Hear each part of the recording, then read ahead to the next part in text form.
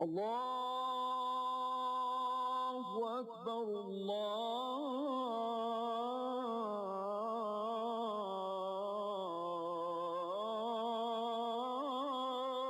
Akbar. Ashhadu an la ilaha illallah.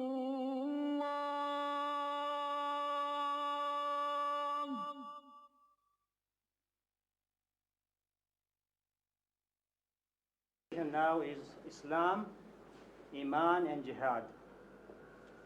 Iman is the Arabic word for doctrinal belief, doctrinal Islamic belief. And Jihad, of course, is quite famous these days. It's in the air, I would say. It's a religious Islamic struggle and strife in the way of Allah subhanahu wa ta'ala. I request Dr. Israr Ahmed to please go ahead with his presentation. أحمده وأصلي على رسوله الكريم أما بعد فأعوذ بالله من الشيطان الرجيم بسم الله الرحمن الرحيم قالت الأعراب آمنا قل لم تؤمنوا ولكن قولوا أسلمنا ولما يدخل الإيمان في قلوبكم وَإِن تُطِيعُوا اللَّهَ وَرَسُولَهُ لَا يَلِدْكُم مِّنْ أَعْمَالِكُمْ شَيْئًا إِنَّ اللَّهَ غَفُورٌ رَحِيمٌ صدق الله العظيم.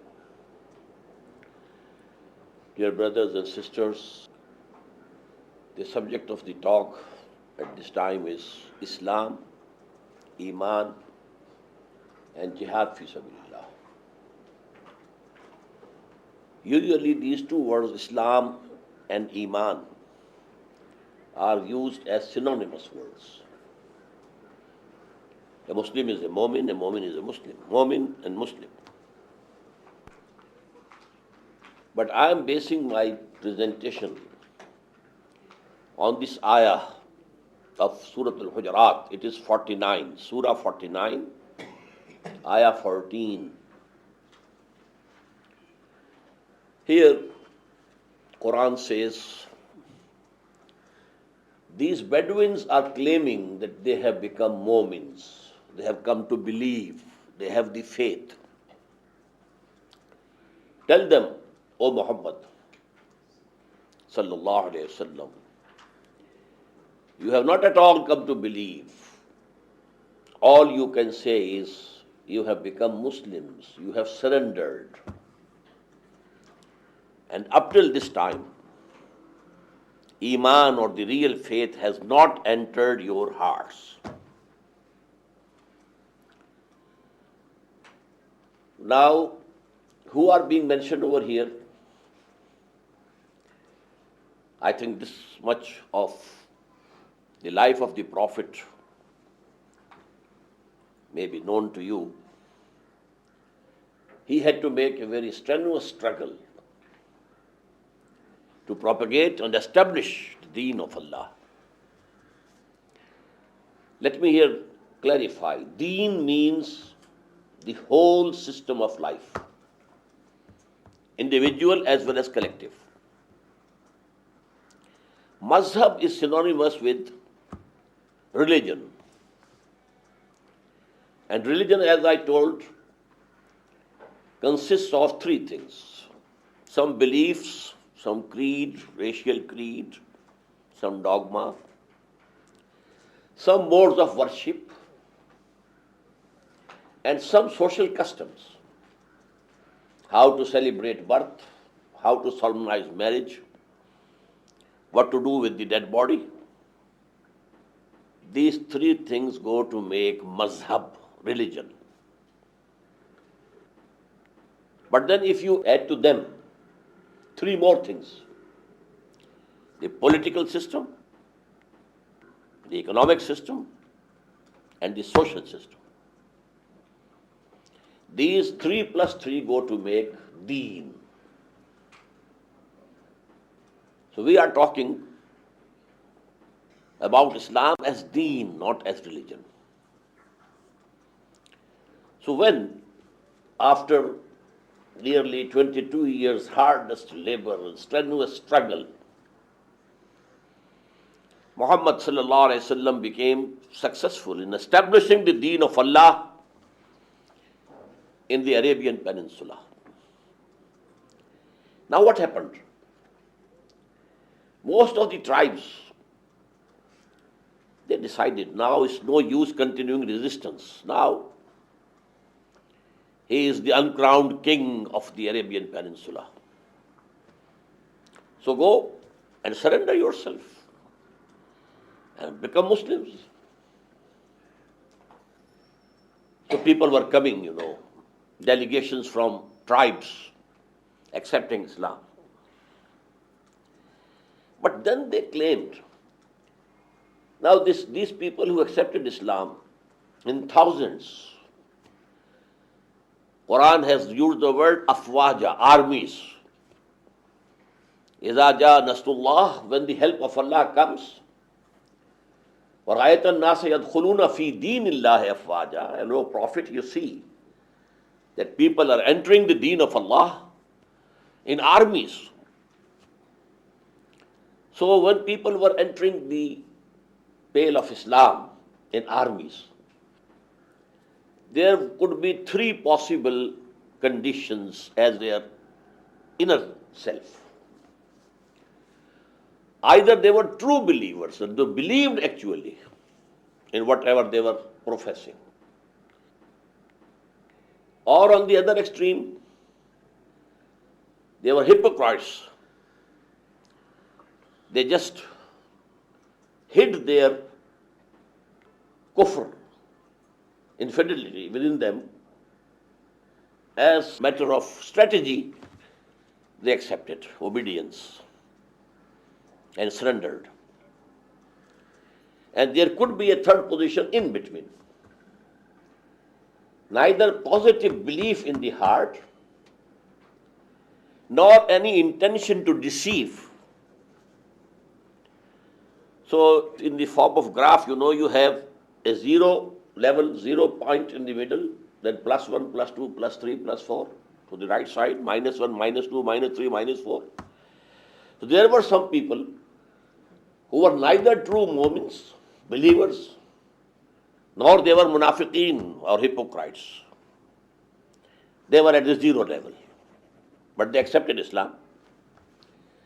And there were on the right side people who really believed, and on the left side who had just hidden their disbelief and apparently became Muslims.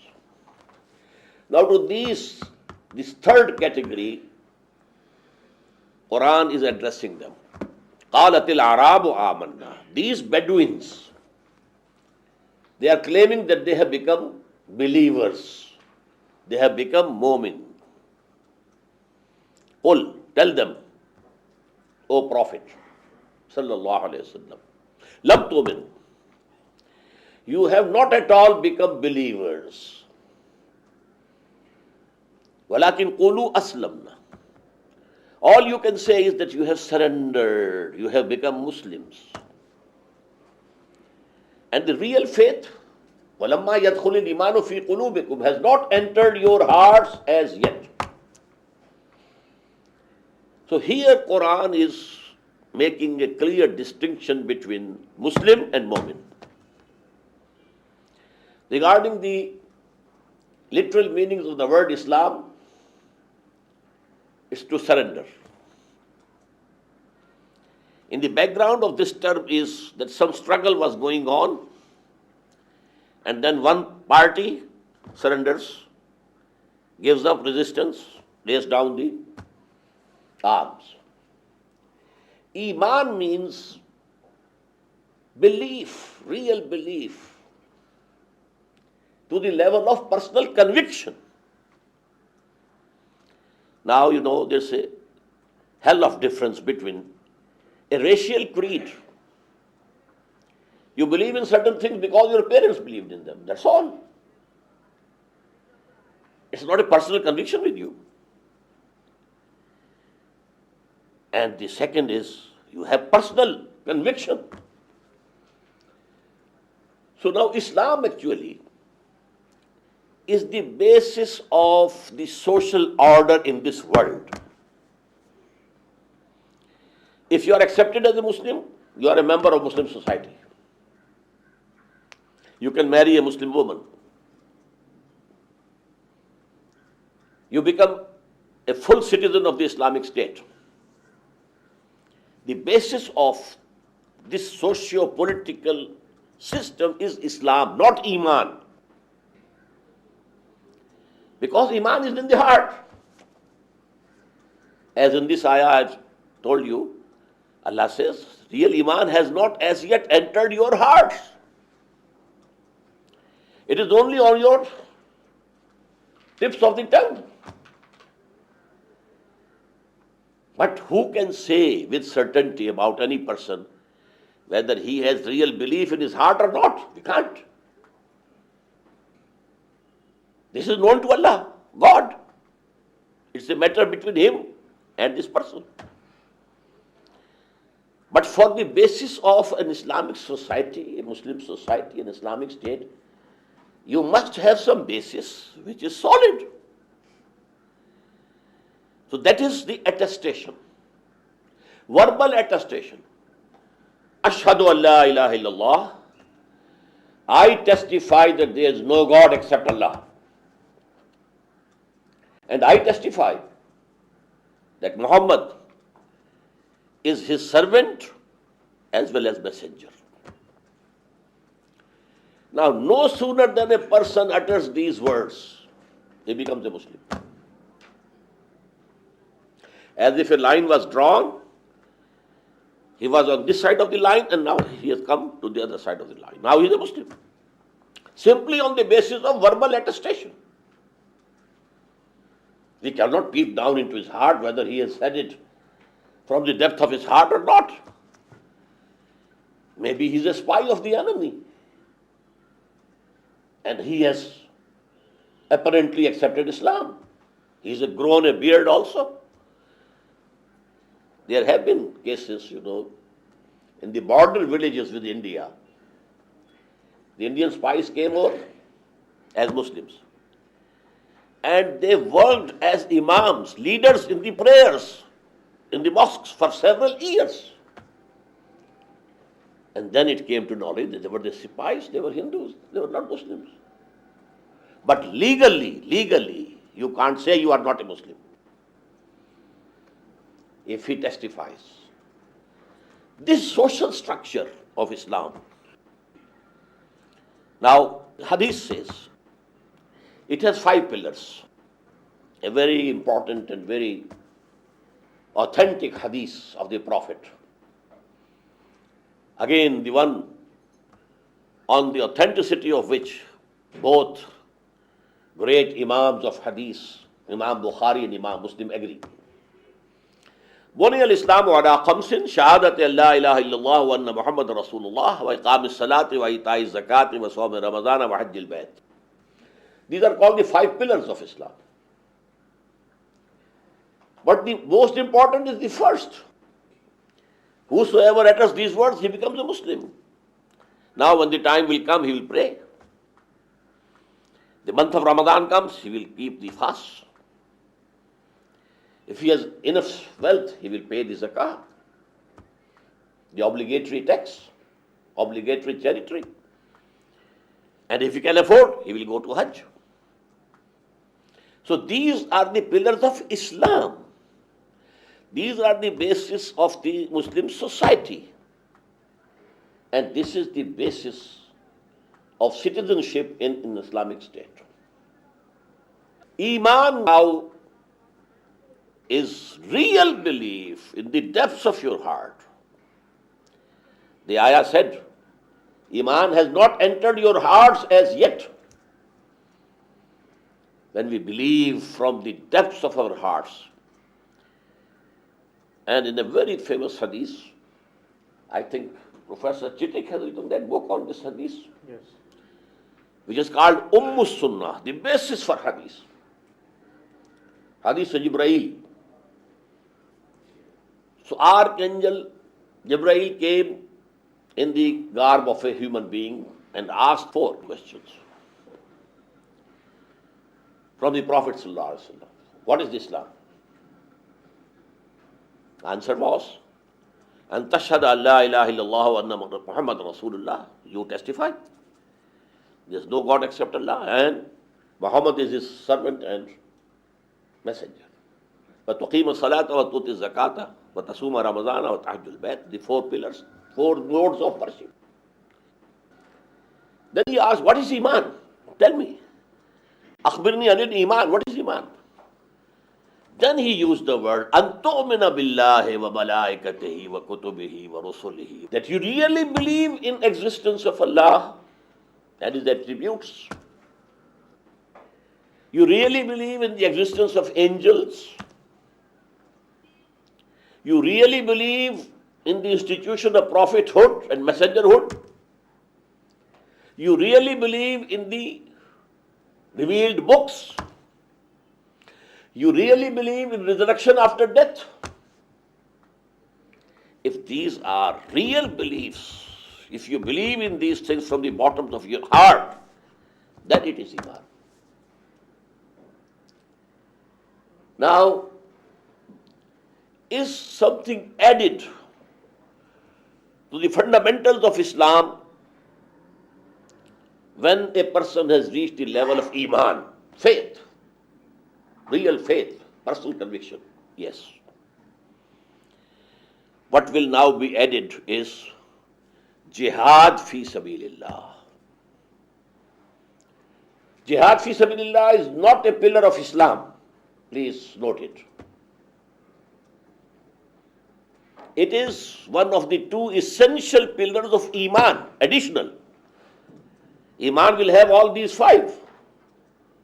The attestation and the prayer and this psalm and obligatory charity and Hajj. Along with these, two will be added. In addition to this verbal attestation, real belief. You may call it the ultraviolet. And on the other side, jihad fi sabilillah. You may call it infrared. That is the proper color for jihad. So these are the distinctions. Now a mu'min must fulfill these 7 conditions to be called a mu'min, real mu'min. In addition to 5 pillars of Islam, real belief, personal conviction in those articles of faith, not only verbal attestation, and jihad fi sabilillah. So now I come to jihad fi sabilillah. I only wanted to make one point, that the basis of Muslim society, Islamic State, is Islam, not Iman. But what will matter on the day of judgment is Iman, not Islam. You might have been accepted as a Muslim in this world. You might have been a leader of the Muslims in this world. But if you don't have Iman, and Allah knows it, He knows what is in the hearts. We can't decide. In this world, we won't decide about it. But Allah knows who is real mu'min, who is real believer. So on the day of judgment, only the good acts and virtuous acts of those people will be accepted who had the real faith. If the real faith, the real Iman, the conviction is not there, no deed will be beneficial. Now coming to jihad fi sabilillah, it will take some time. Brother Afsar said that it is very famous. I say it is very infamous these days. Very wrong associations with this term of Islam.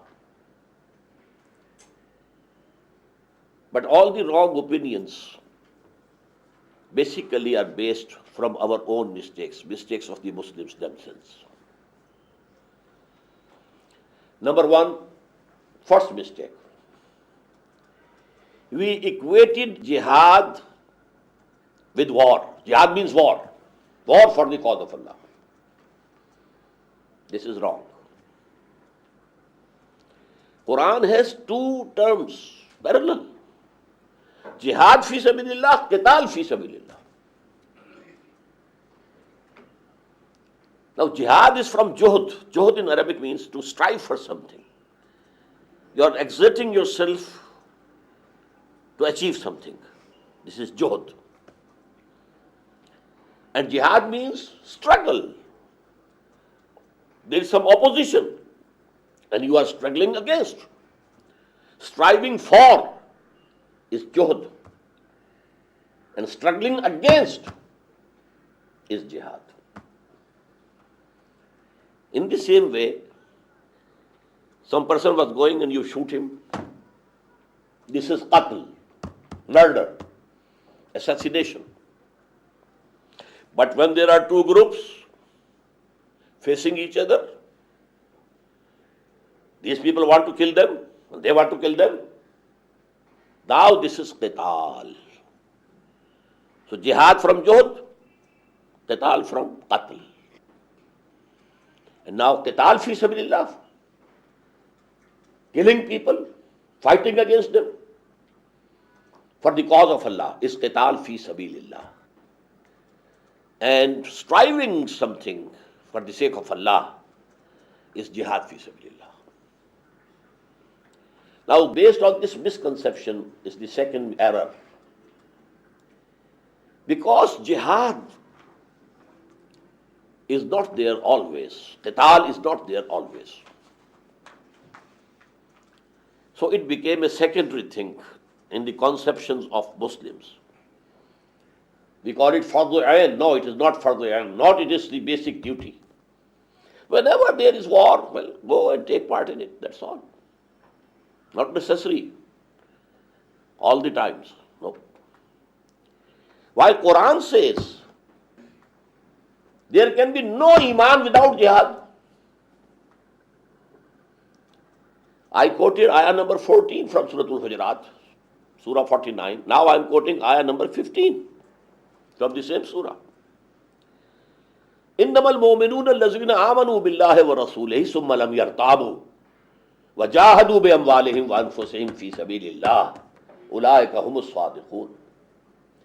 Verily, the true Mu'mins are only those who believe in Allah and His Messenger, and then they have no doubt about them. It has reached the level of personal conviction. وَجَاهَدُوا بِأَمْوَالِهِمْ وَأَنفُسِهِمْ فِي سَبِيلِ اللَّهِ, and they make jihad with their belongings and with their lives for the cause of Allah, in the way of Allah. أُولَٰئِكَ هُمُ الصَّادِقُونَ. Only such people are truthful if they claim to be mu'min. So there can be no iman without jihad. In the same way, in Surah As-Saf, this surah is 61, and I am quoting ayat 10 and 11. Ya ayyuhallazina amanu hal adullukum ala tijaratin tunjikum min azabin alim. O you who believe or profess to believe, should I lead you to a bargain which will save you from the punishment, the painful punishment of hell? If you want salvation, what you have to do? This is the question posed by Allah, and then He Himself is answering. تُؤْمِنُونَ بِاللَّهِ وَرَسُولِهِ. Have real faith in Allah and His Messenger. Now it is very important here. The first ayah starts with Ya ayyuhallazina amanu. So this is some other iman. And now they are being asked, تُؤْمِنُونَ بِاللَّهِ وَرَسُولِهِ. You should have real faith in Allah and His Messenger. وَتُجَاهِدُونَ فِي سَبِيلِ اللَّهِ بِأَمْوَالِكُمْ وَأَنفُسِكُمْ. And make jihad in the way of Allah with your belongings and your lives. So I have made 2 points. There can be no real iman without jihad, and there can be no salvation without jihad. It is such an integral part of Islam. The third big mistake, the biggest mistake that we have committed about jihad. If any Muslim ruler, he might have been a very despotic Muslim ruler, if he attacks some non-Muslim country only to broaden his frontiers and to have more of revenues so that he can have more luxuries, we call it jihad fi sabilillah. Oh no. We have brought a bad name to jihad fi sabilillah. This is not jihad fi sabilillah. It is jihad for his own self, for his own benefits, not for Allah. With this background, let me now come directly to what is jihad. Jihad fi sabilillah. First of all, we know that every living being is in continuous jihad in its life.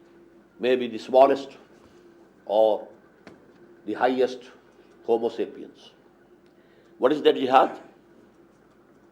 Struggle for existence. There is opposition, there are hurdles, there are competitions. This struggle for existence is a jihad. And now if a Muslim is also doing this jihad, but he is abiding by the rules of the Sharia, not using any prohibited means.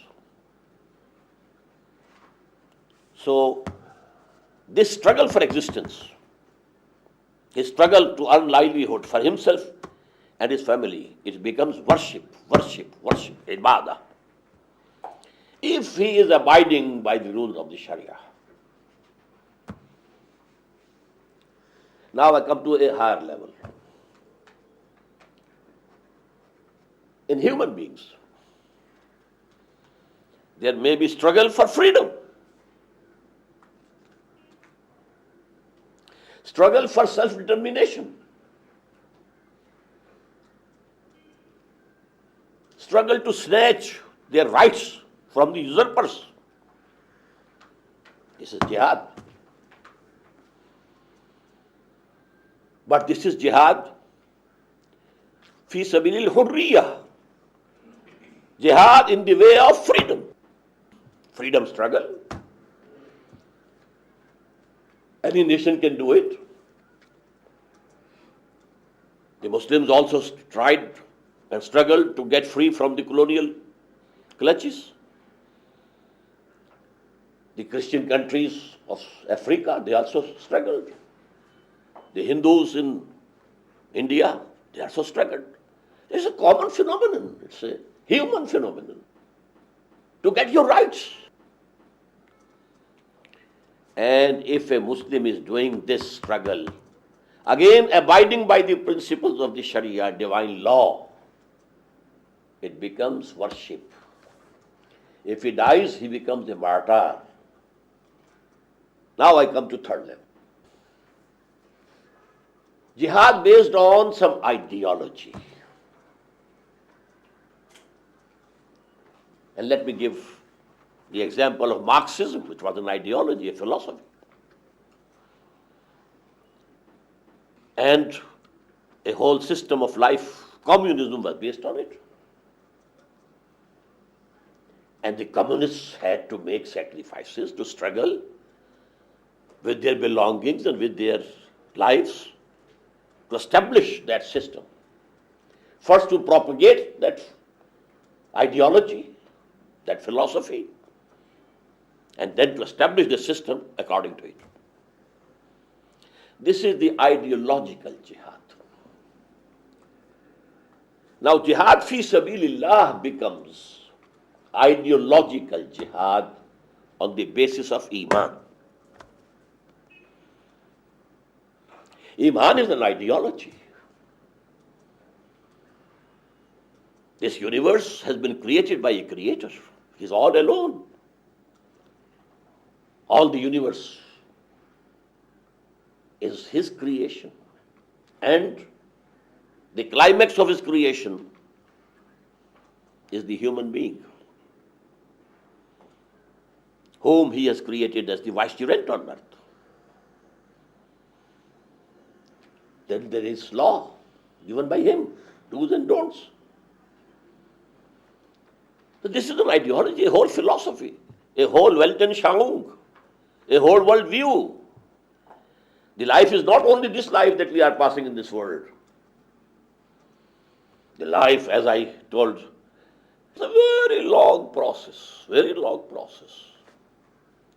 From eternity, we may say, to eternity. So this is not the only life. This ideology, Iman, then only God is the true lawgiver. He is the rightful ruler of this universe. His law must be enforced. And here again let me quote, "Thy kingdom come, thy will be done on earth as it in heavens." So now for this ideology, if you are struggling, that is jihad fi sabilillah. And this again has three levels. Please remember, I started with the struggle for existence. All living beings are making the struggle for existence. Then the struggle to get your rights, your freedom, your rights. Then the ideological struggle. This is the highest. Ideology is actually a human phenomenon. Now this struggle for this ideology of Iman is jihad fi sabilillah. It has again three levels. And all the three levels have three sub-levels. So 3 multiplied by 3, there will be 9 levels.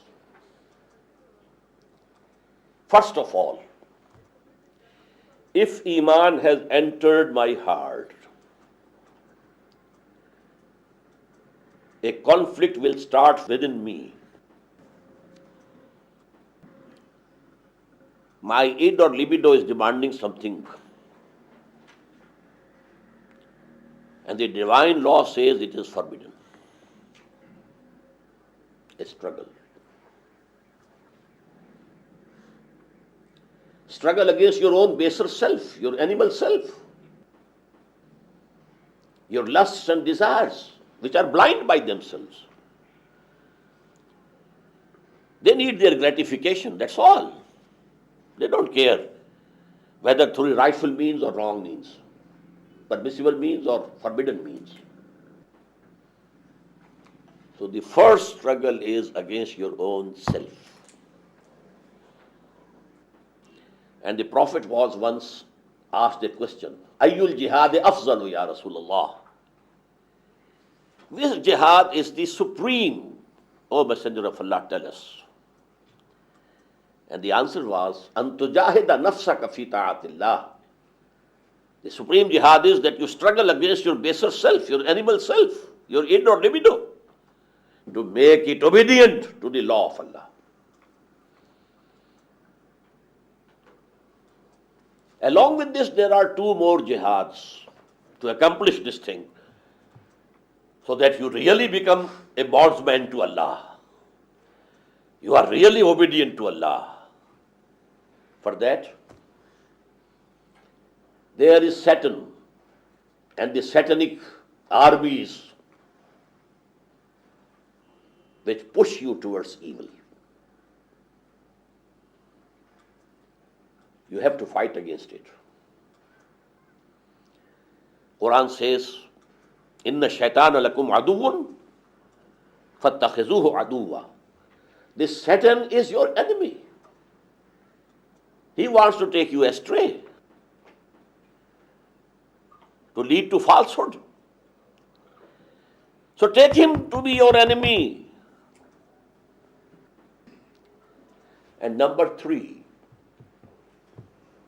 if the society in which a true believer is living is not obedient to Allah.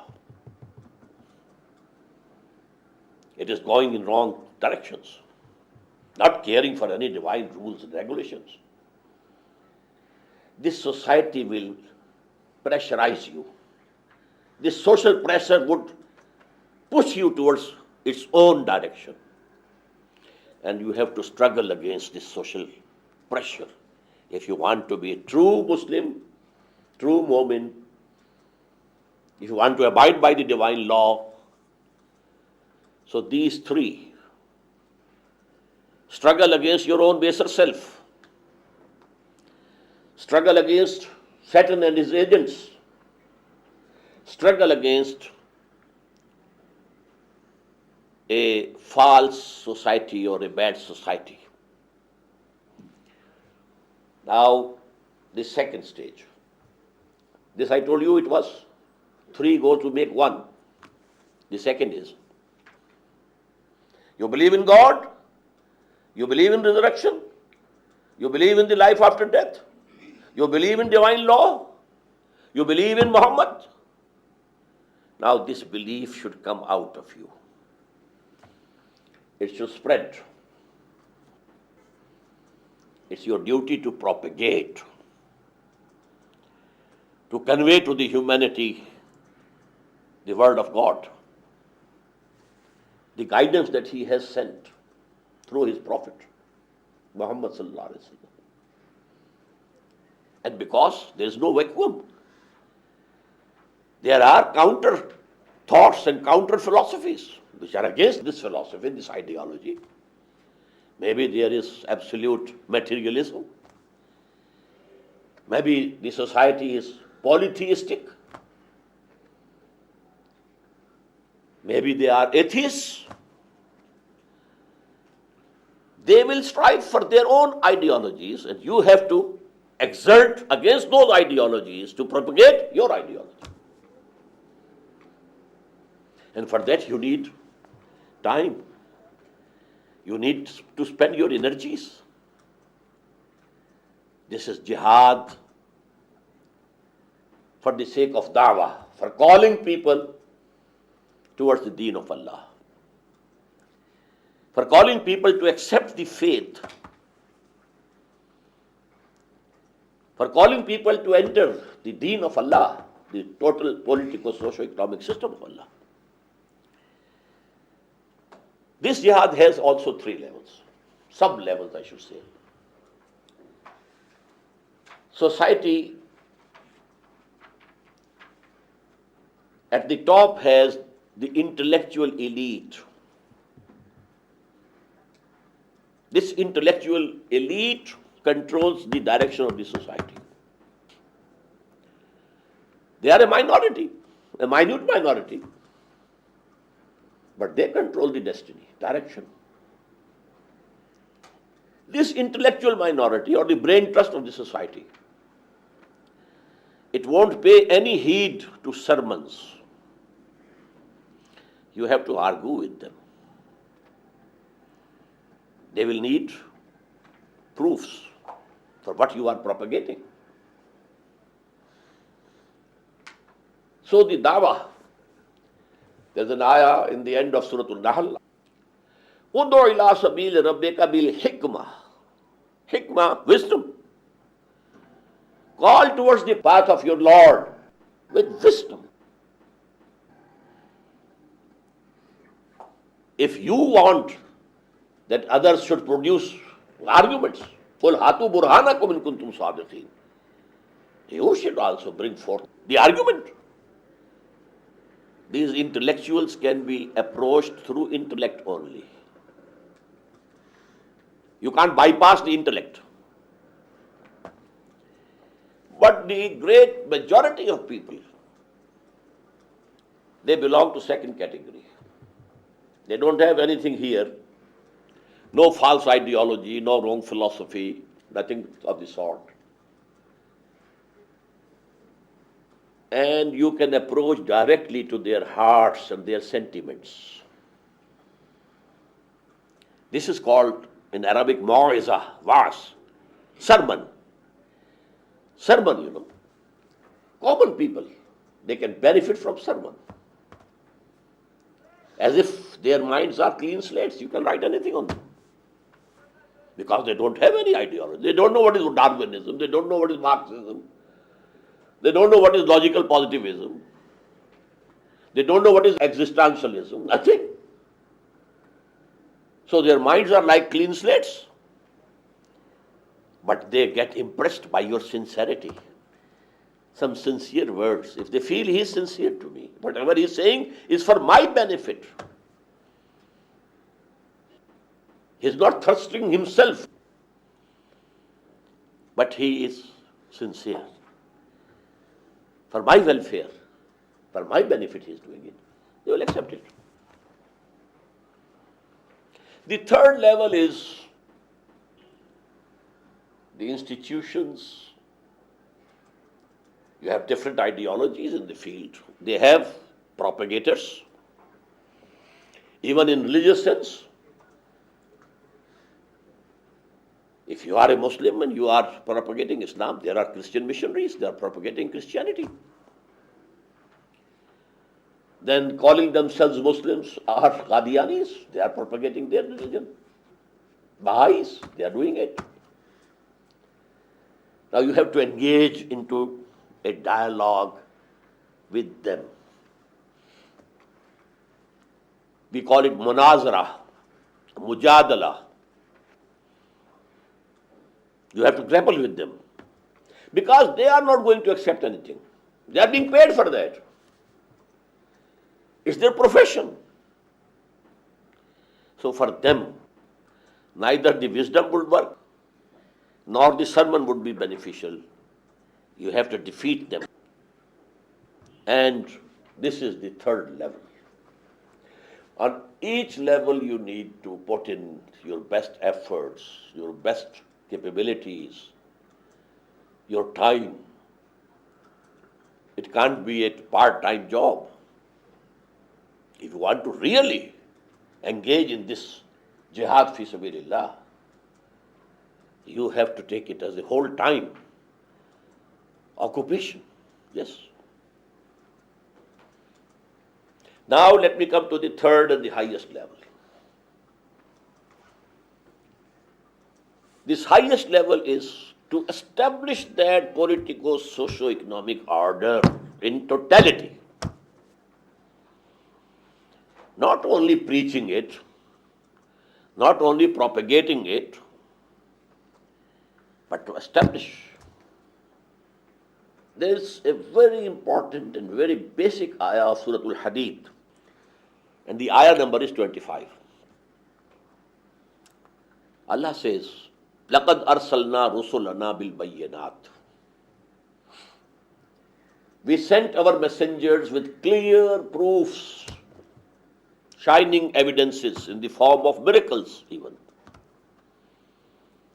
وَأَنزَلْنَا مَعَهُمُ الْكِتَابَ وَالْمِيزَانَ. Along with them, we sent down the book, the guidance,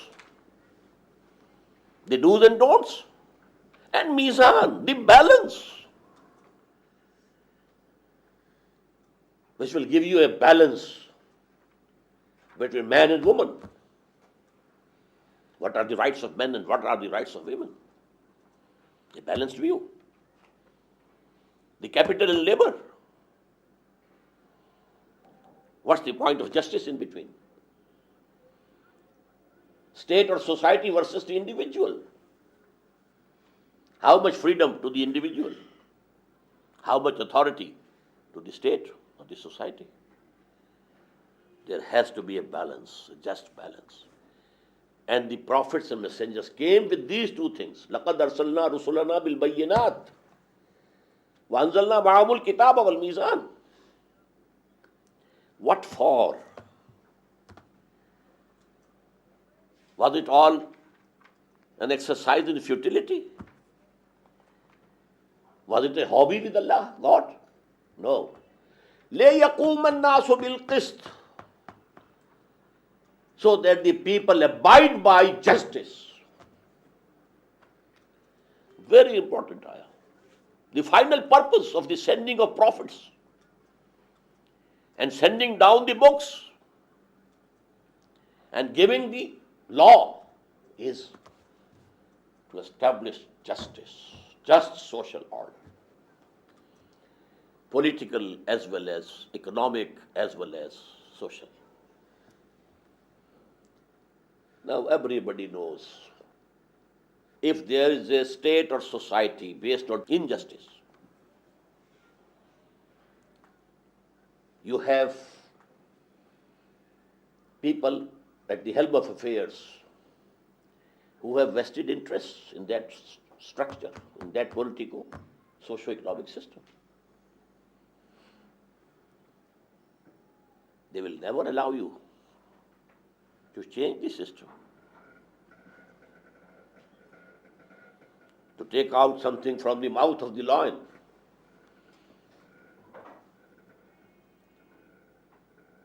The privileged classes, people having vested interests, they will never allow it. They have to resist. They want status quo. This system should continue. Otherwise, there is going to be challenge to our interests, to our benefits, to our privileges. So now this is the struggle between people, the oppressors and the oppressed. But in general, people, the oppressed people don't stand up. They don't get the courage. They are, by and large, the silent majority. But a minority who has accepted the revolutionary ideology of justice, who has spent their lives in propagating it, and now they want to establish it. What does it mean? Challenging the existing system, challenging the vested interest. So there is bound to be resistance. Now there are 3 stages of this resistance. I told you 3 into 3. First phase has to be of passive resistance.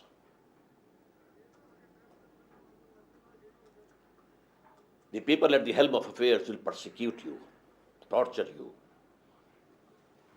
put you in jails and prisons. Maybe they hang you. They will do everything. Everything that the armies of Tsar did. Everything that the Shah of Iran did. Everything. The first phase has to be passive resistance. Resistance there must be. Keep standing, steadfast. But take all persecution without any retaliation. Because if the revolutionaries become violent from the very beginning, they will be crushed in no time.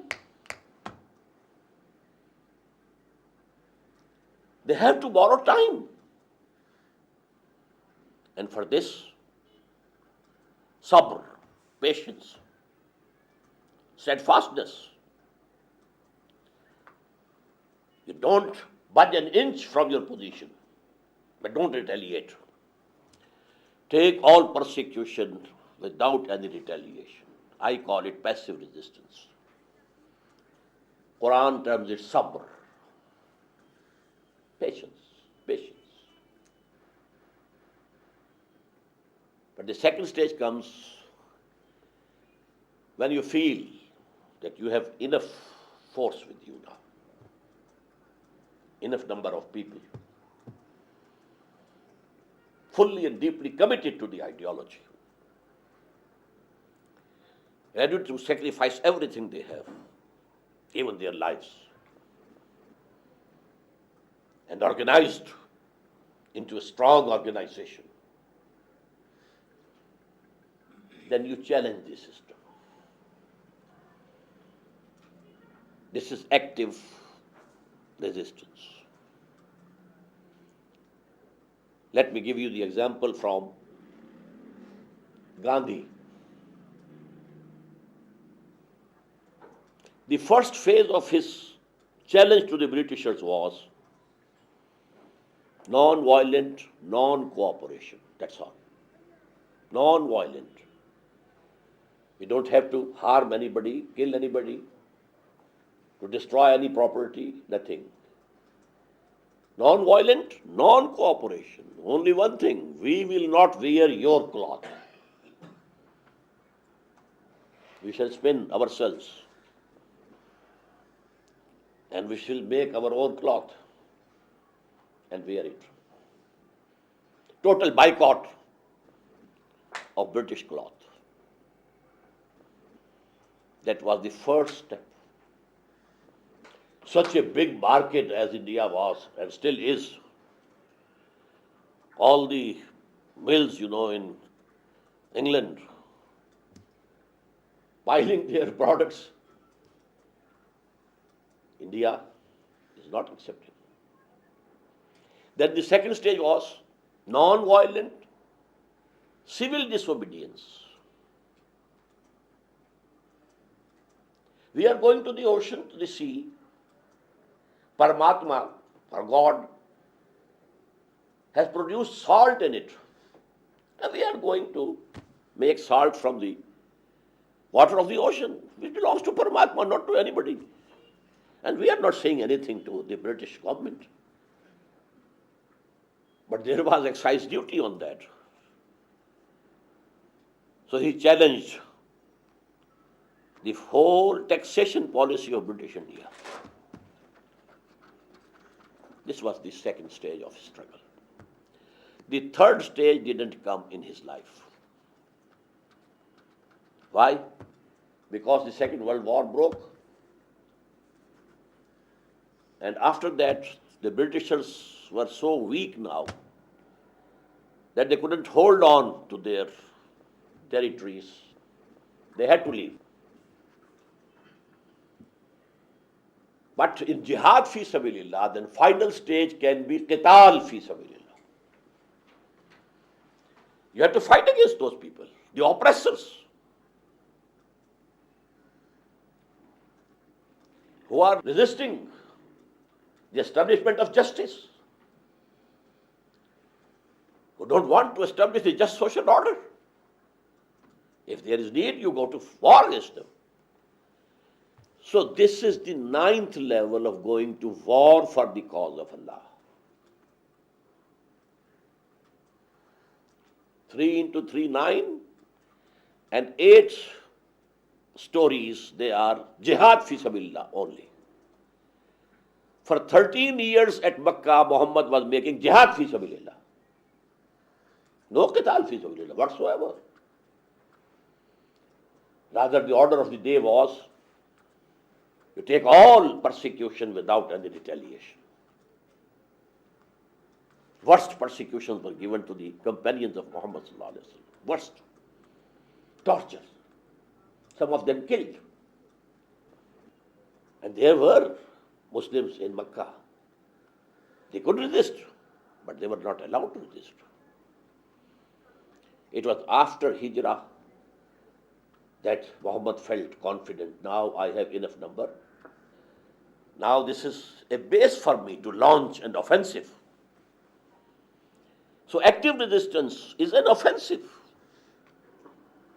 I don't agree with those people who say that all the battles that Muhammad fought were in defense. No.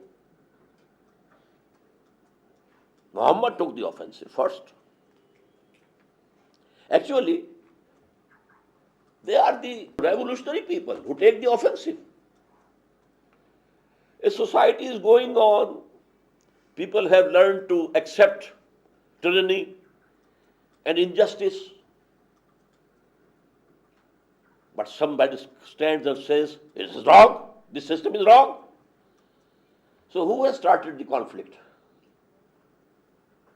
The person who says it is wrong.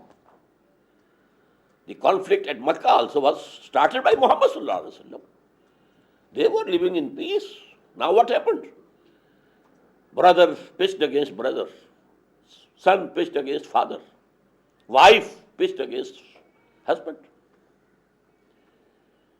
And now also after the Hijrah, he was who took the initiative. I don't want to go into detail, but this theory, because West accused us that Islam was propagated through force, through sword. And we said apologetically, no, all the battles which were fought by Muhammad were in self-defense. No, not at all. It was to establish the Deen of Allah. Deen of Allah. Two deens cannot coexist. Either it is the Deen of Allah or it is the Deen of some king or emperor. Or it is the Deen of the public. Popular sovereignty. Two deens cannot coexist. And to establish the political, socio-economic justice given to Muhammad sallallahu alaihi wasallam in the form of Deen of Islam, he had to go to war. But nobody was forced to convert to Islam.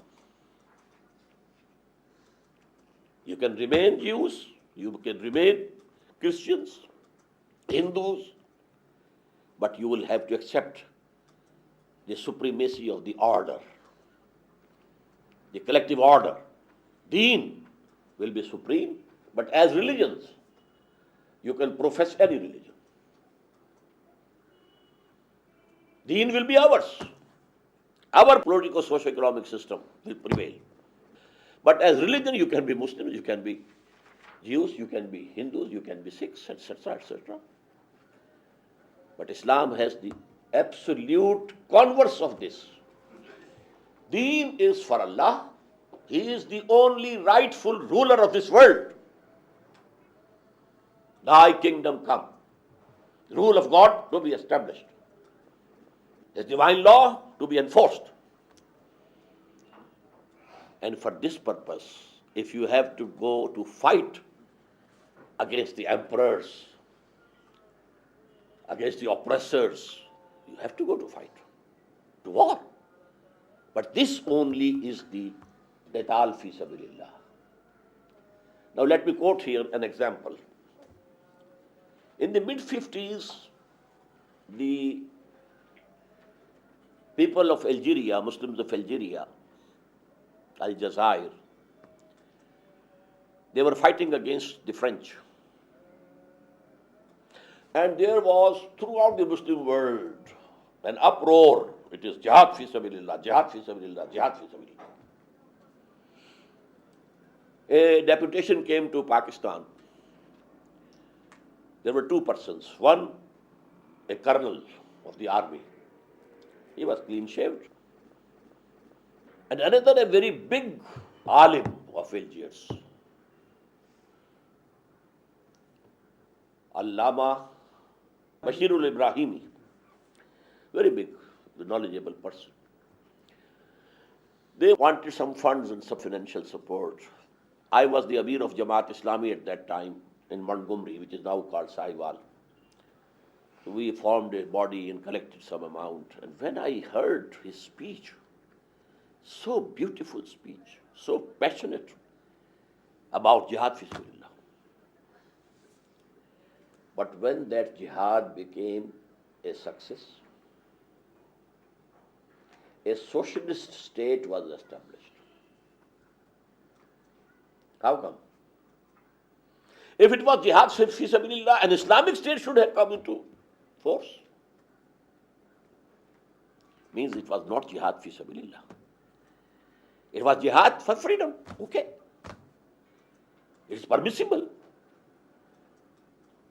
You are allowed to snatch your rights. Even with force, yes. America fought the Britishers to get independence. Then they fought among themselves on the question of slavery, etc., etc. That has to be there. But for the cause of justice, because the very purpose I have told you of the sending of the prophets and the messengers and the books was لِيَقُومَ النَّاسُ بِالْقِسْطِ, so that people should abide by justice. And the justice can only be given by Allah. He is the creator of all. He can tell us what should be the rights of the women and what should be the right of men. Men as husbands, women as wives. Because He has created both. He loves both of them. Al-Khalqu ayalullah, there is the hadith of the Prophet. All creation are like a family unto Allah. So the women are also loved by Allah, men are also loved by Allah, and only He can decide what's the point of justice and balance. The mill owners are also creations of Allah, and the workers and laborers are also creations of Allah. He can tell you what's the point of balance. So to establish that just social order given by Allah to humanity through His last messenger Muhammad, in that struggle, a time can come when you have to take up arms against the tyrants, against the oppressors, to establish the just social order of Islam. But one point more. What I have told you and spoken about, that was the part of the seerah of the Prophet. What about today? For example, in Pakistan, we want to establish Islamic State. Is it feasible at any stage that we take up arms against the government? It's not feasible. Masses are without arms. And the government, the people, those people who form the power base in this society, the big landlords, the big landowners, or the big moneyed class, they are there in the government. So it is not feasible. They have police, they have army, they have air force. Hafizul Asad used air force against Ikhwan in Syria. Destroyed the whole city of Hama. We have ourselves used air force in Balochistan. There was a movement of secession from Pakistan. So we used air force. So this is not feasible. What is feasible? Going back to Gandhi, non-violent non-cooperation, non-violent civil disobedience, and the third stage going to Khomeini.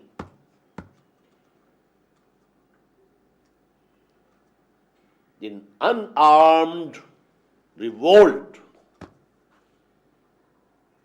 against the people in power.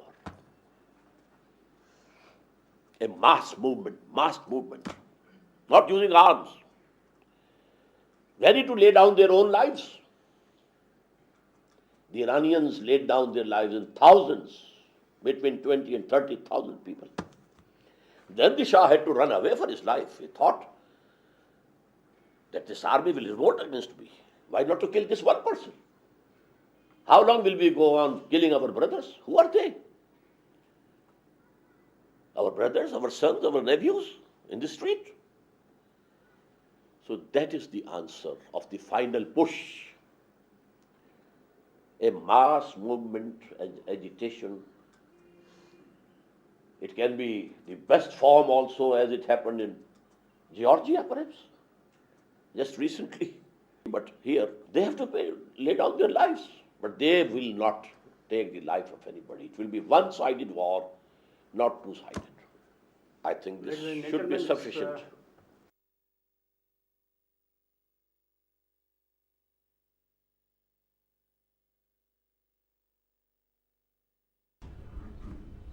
Yes, ladies and gentlemen, you have heard Dr. Israr's presentation on Islam, Iman and Jihad. And now the floor is open for discussion. I think that we should thank Dr. Israr because he was able to move us from the realm of theology to ideology. And that's very significant. I think that this is the square that we have to focus on when we speak about the interaction between Islam and society or Islam and history. because perhaps ideology is a better term than theology in this type of discourse. And I have two major questions in this regard. The first question concerns the whole idea of takfir, declaring somebody an infidel. And as you well know, this kind of issue is not new in Islamic thought. It can be traced to the first split within Islam between Ali and Muawiyah and takfir and all of that. And later on, it materialized in the whole major theological debate and philosophical debate between the Mu'tazilas and the Ash'arites in the classical phase of Islam. But nowadays, it is a very sensitive issue in many Muslim countries.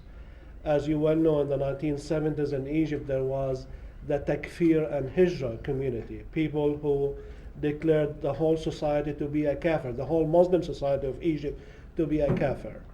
And people trace those ideas to Sayyid Qutb in Egypt and Allama Maududi in India, Pakistan. And of course, there are major traces of such ideas. Now, the question is, who does have the authority from an Islamic perspective? Does any human being or institution have an authority to declare somebody or something, such as an institution, a kafir, an infidel?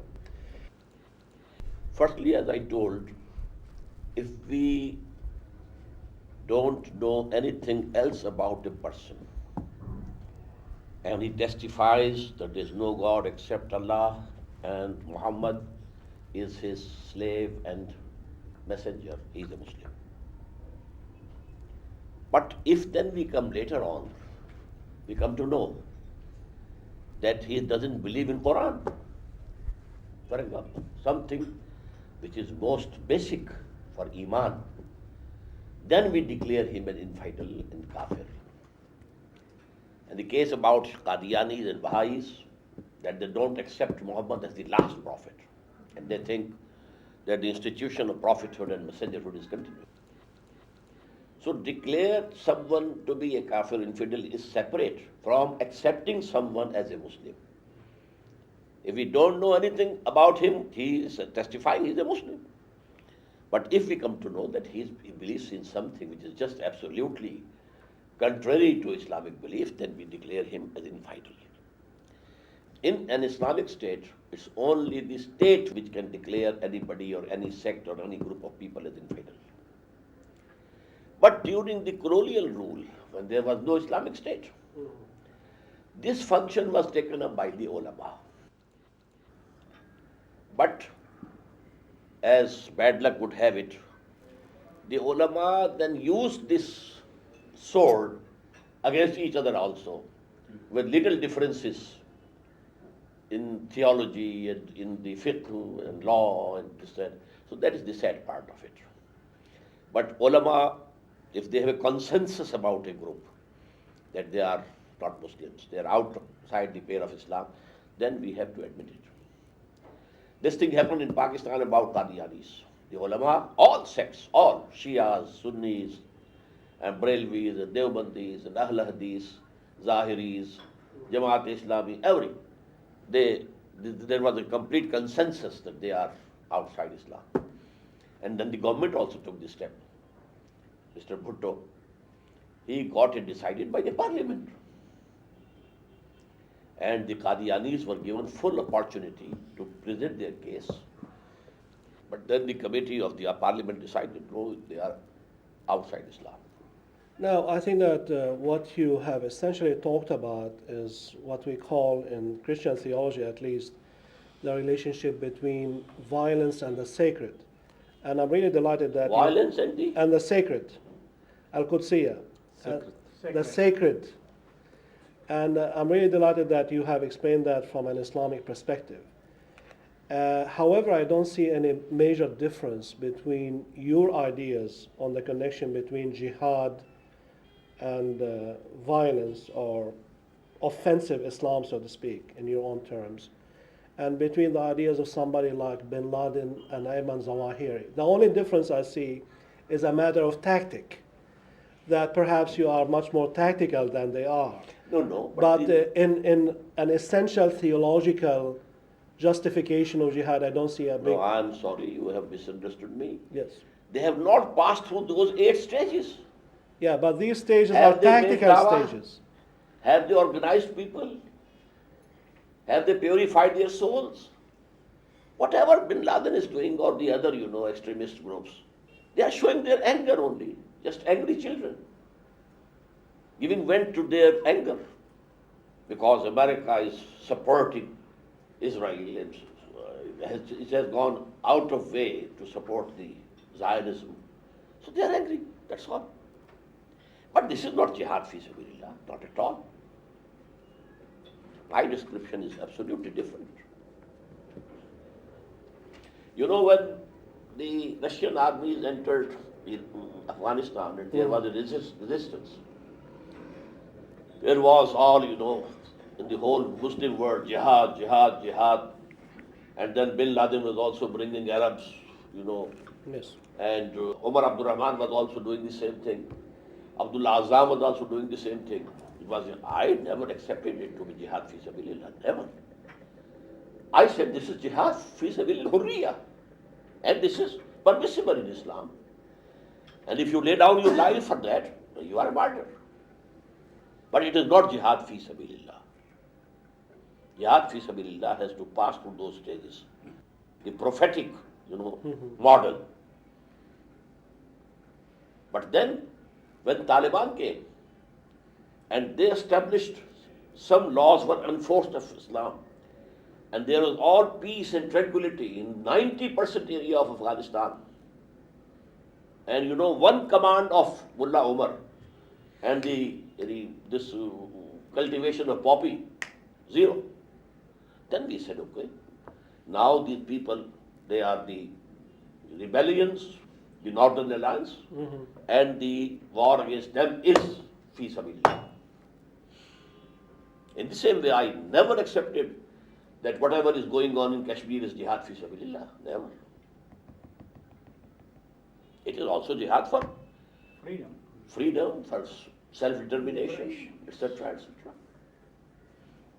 So this is the main point. We have used this word mistakenly, in wrong sense, and we are actually to blame to bring bad name to jihad.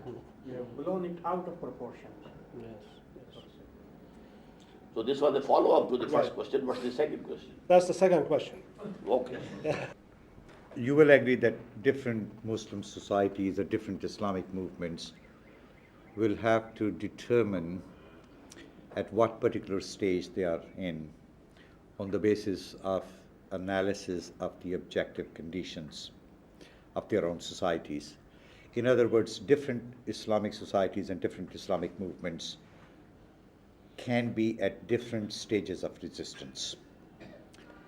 You will also agree that it is possible that Islamic movements can make mistakes in terms of strategic choices or the objective determination where they are right now. Like 1950s, the Muslim Brotherhood thought in Egypt that they have reached a stage of qital and they started indulging in violence, which probably in the view of many observers was a premature kind of thing. Two questions. One question is that, do you consider the possibility that these strategic or tactical mistakes can be made? Yes, definitely. But they can be committed. And they are ijtihadic mistakes. Yes, right? ijtihadi mistakes. They will give no harm to the people in the hereafter. But here in this world, the movement will fail. The decision of converting from passive resistance to active resistance in the case of the life of Prophet was done by Allah. Now, as the head of an organized Islamic movement yourself, what is, in your view, what is the particular state at which you find yourself? Passive resistance, active resistance, qital fi sabilillah. You said that you do not approve of qital fi sabilillah because it is not feasible. My question is, if it becomes feasible, If it is feasible, If it is all- permissible. There's a mass revolt. If you said because arms are not available to the masses, if arms become available to the mass, my question is the issue of the legitimacy of violence. Yes, this qital fi sabilillah is legitimate, is halal, is permissible till the end of this world. But in the given conditions, in the objective conditions, generally speaking, it's not feasible. And at what stage you find your movement? My movement actually is in the very beginning stage. Dawah, purification of selves, organization. These three stages go hand in hand, side by side. Now the passive resistance in our case is not coming from outside. It's on the level of society. When we say anybody who joins us has to have halal, only permissible means of earning, and he has to give up those things which are forbidden. Now there is a struggle in the family. Even his own wife and children may be against him. We were having better times before, and now, we are hard. So if the segregation of sexes in parda and wheel, it is established, you may be an outcast from your relatives. So this is the passive resistance which we are meeting at this time. We are not strong enough in the eyes of the government that they suppress us. But generally speaking, the Tanzeem-e-Islami is not at that level up till now. I want to thank you again for being so frank, and I'll ask you a question. I'll ask you two questions, and I'll also try to be frank. The Frank, first is a frank. minor question. In the struggle to convince, you mentioned that there should be dialogue. I think you said with Christians, with Baha'is, and with others. So my question is, what about dialogue with Jews, especially following the discussion that we had this morning? That's my minor question. My major question... Let me answer the minor Yes, one. fine. All The right. dialogue with Jews is a must for Muslims. Oh, that's okay. Fine. قُلْ يَا أَهْلَ الْكِتَابِ تَعَالَوْا إِلَىٰ كَلِمَةٍ سَوَاءٍ بَيْنَنَا وَبَيْنَكُمْ. Say, O Muhammad, O the people of the book, the Jews and Christians, come, we should meet at something which is common between us. Allah na'budu illALLAH, that we shouldn't worship anybody, anything except Allah. So that is the call. All right, fine. That's a clear answer. Now, my next question has to do with what you've said about the levels of jihad, and I want to focus for a moment upon Palestine, Israel. Palestine. Now, one thing I think that we would definitely agree upon, there in that struggle, we have an oppressor and we have the oppressed. The Palestinians are the oppressed, and the Israeli government from the beginning of the state has been the oppressor. That may not be 100%, but that is well over 90% of the situation of the conflict. So that is clear. It also is clear, is it not, that Palestinians have, perhaps not sufficiently yet, but Palestinians have attempted to and have gone through the first two stages. There has been passive resistance. That is to say, they've shown much patience. And we can say, can we not, that since December of 1987, when we had the first intifada, we have gone to your second stage of resistance that is still non-violent mostly, but is an advance from the first stage, and actually for some time, limited time, produce some positive results. So now I come to this question that's really twofold. One, do you think Palestinians, most of whom anyway are Muslims, let's say 85, 87% are Muslims, do you think that now is the time, as some of them think, that they should go to the resistance which is more violent resistance? This is, of course, based upon an assumption that I think we can make, that the Israeli government is, in the foreseeable future and probably beyond the foreseeable future, not going to change the way it is operated. So, should Palestinians go to the more violent resistance stage? And then the second part of that question is, when Palestinians talk about the kind of solution that they would like, which they do talk about, which they should talk about, should they talk about an Islamic state in all of Palestine, Israel? And if indeed that is the answer, that it should be an Islamic state, then my question is, does that mean, which I infer it would mean from what you had said, that then if that did hypothetically come into existence, that the 5.2 million Jews who presently are there, those Jews might be granted human rights up to a certain point, but not be granted political rights and not have the right to engage politically in the governance of that Islamic State? First of all, brother, I think the conflict in Palestine is not ideological. It's national. Muslims have become a nation. They themselves don't practice Islam. And PLO was basically a secular organization. It had nothing to do with Islam. So this is absolutely a different question and a different background. We can say that they are fighting for their right, yes, and I said it's okay to get the rights. Now secondly, if an Islamic state is established, supposedly, in Palestine, the whole of it, then the Jews will be a minority over there. They will have the right to live there, to earn there. They will have full religious freedom. Their synagogues will be protected more than the mosques. You know, because in one ayah of Surah Al-Hajj, Allah has mentioned synagogues and churches and masajid, but masajid came last. So, لَهُدِّمَتْ صَوَامِعُ وَبِيعٌ وَصَلَوَاتٌ وَمَسَاجِدُ يُذْكَرُ فِيهِ اسْمُ اللَّهِ كَثِيرًا.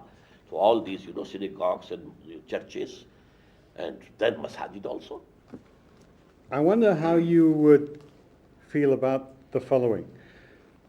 From 1917 to 1989, the chief organization that struggled against oppression were the Marxists, mainly from Russia. And since that time, since 1989, the Islamic peoples, if I can call them that, have taken up the cudgels against Western capitalism. And the way you formulated your final three stages, I wasn't quite sure whether I was listening to somebody who was a Marxist or as an Islamicist. Because I have been listening to this discourse on struggle against oppression for many years. And to talk about objective conditions is exactly what the old Marxists used to talk about. If you read Mao's military writings, for instance, which is the final stage of your three stages, or you read Ho Chi Minh, you're talking the same language. And so it seems to me I would be very interested to know how you respond to this question. If you can remember, I mentioned Marxism before Islam. That the example is Marxism and communism, an ideology and a system of life deen based on that ideology. So actually this revolutionary movement and the only example of ideological state was this communist state. It was not a nation state. Although in the later stages it became Russian nationalism as the Chinese, accused them. But in the beginning it was a revolution. And revolution is a revolution. The stages will be the same. My question is along these lines, that in this very learned presentation, what I gather is this, that some kind of an approach which is for the majoritarian group. We are talking about an Islamic state and within that, the example of Qadianis or things like that. What do you think would be the posture of Muslims for pursuit of justice in United States or in contemporary India? What kind of jihad kind of approach do we visualize? Because really speaking, I'm looking at it also from my own perspective. Yes, brother. The second stage of jihad will be everywhere where there is even a single Muslim. Muhammad sallallahu alaihi wasallam started his da'wah, his invitation towards the way of Allah, when he was all alone in the whole world. What to speak of the Arabian Peninsula? He started it. People started joining him, and in due course of time, he had the power, he had that much strength with him that he challenged the system. So we have to continue the dawah, this calling, Udu ila sabili rabbika bil hikmati, dawah towards Islam in America, in India, yes, everywhere. But in the Muslim countries, we think there is more chance that people can gather together and establish the Islamic State. Although this hope is now diminishing day by day, but still we are doing it here. But in America, in India, we have to be the propagators of Islam, especially the social justice that Islam provides. So basically my purpose here is to look at the possibility of an emerging paradigm which can be more universal and which can be applicable to humanity at large, create some kind of a social model. That's where I'm Not trying only to go. social, political also. Yeah, socio-political, politico-economic model, Yes. socio-politico-economic, spiritual model, spiritualistic model. Because I think individually, each one possibly will be guided by their own sets of spiritual inclination and spiritual evolution. So therefore, I think taking the totality of the human situation at an individual level and at the subsets of society, how do we bring it collectively together? I think that's where I'm trying to go with this. And I'll keep on coming back to that maybe. Brother, as I said, truth is one. Yes, thank you. Not everything is true. So we have to propagate the truth and call people to accept the truth. I've got two questions as well. Lots of people are asking two questions this afternoon. Not three, just two. The first question is a theological one. Do you think a Muslim knows when they move to the second state, i.e. an iman, and not just Islam, yes. Islam? Do you think a Muslim can know that they're there and be confident that they have authentic faith, or is it something that you always trust you have and hope you have? No.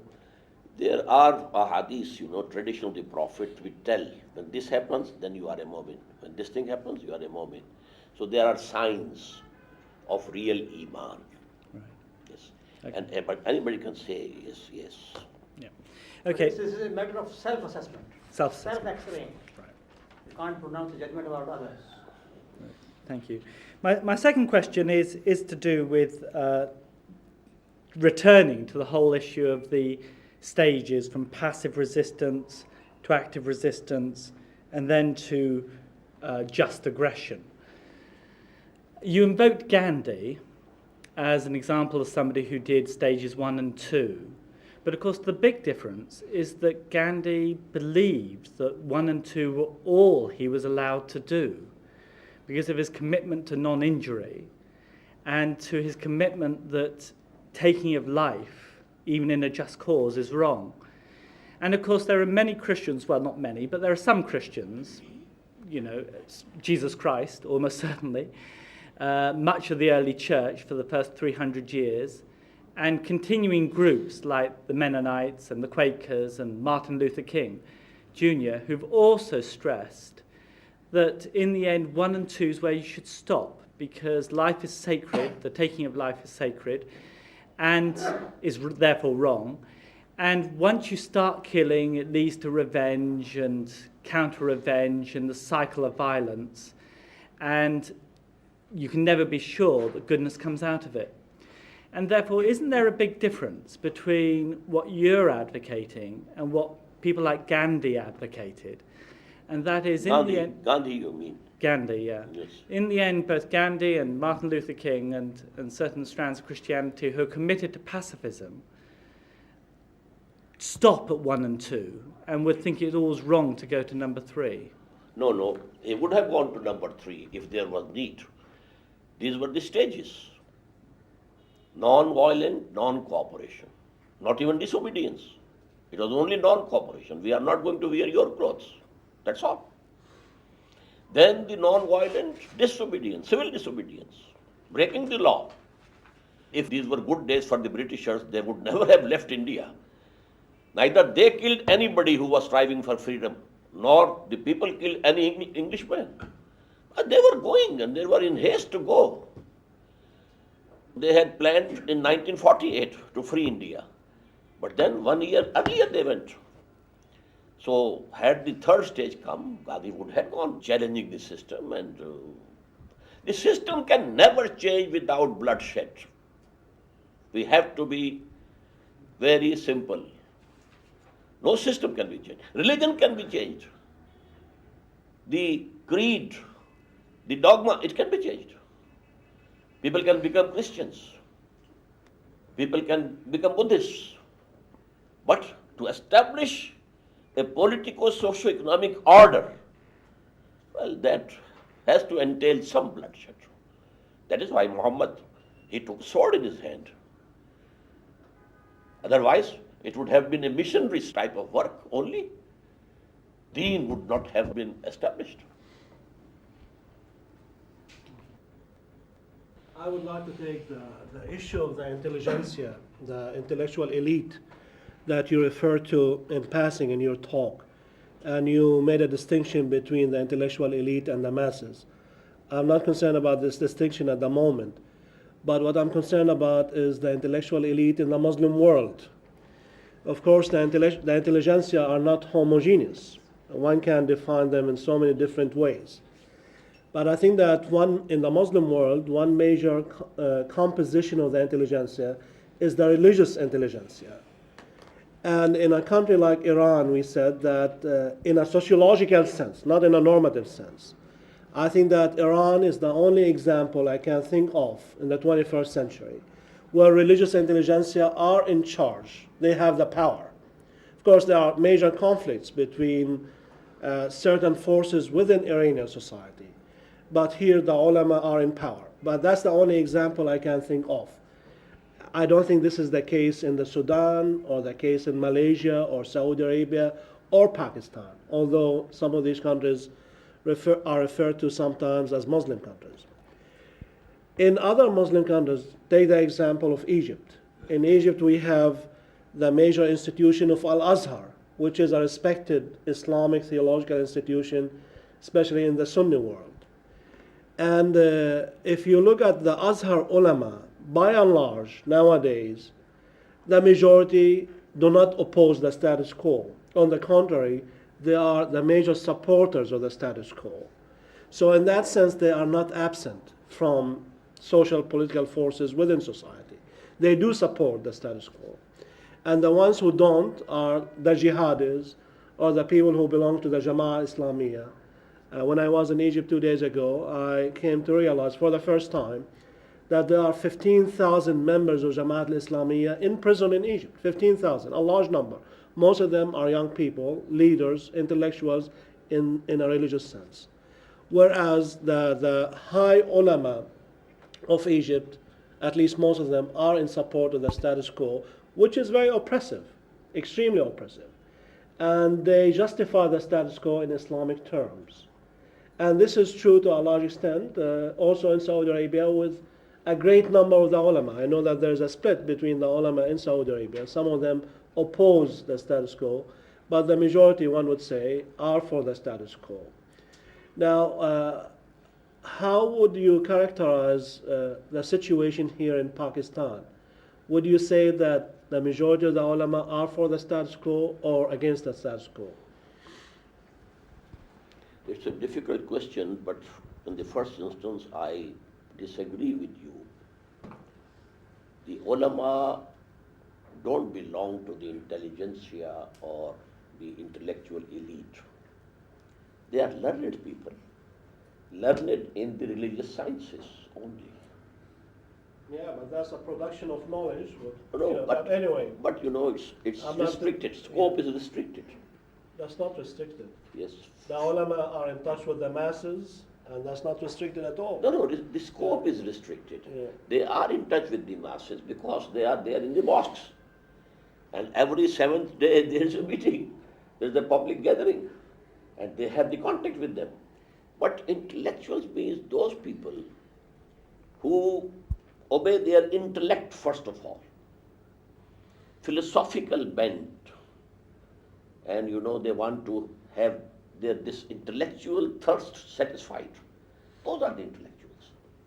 And in the Muslim world, it's very sad that the actual intellectual elite is secular.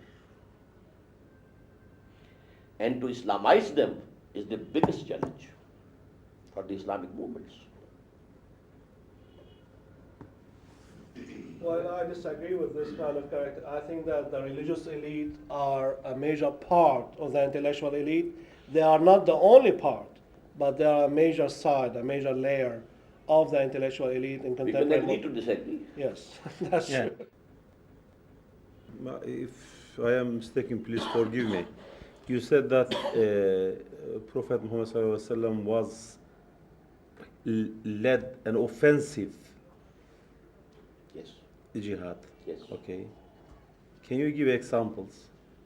Example is And that with isolating from the conditions and of the time, because brother, after Hijrah, yeah, we can't prove there was any move from the Meccan side, from the Mushrikeen of Makkah. all the wars were around Medina. What? No.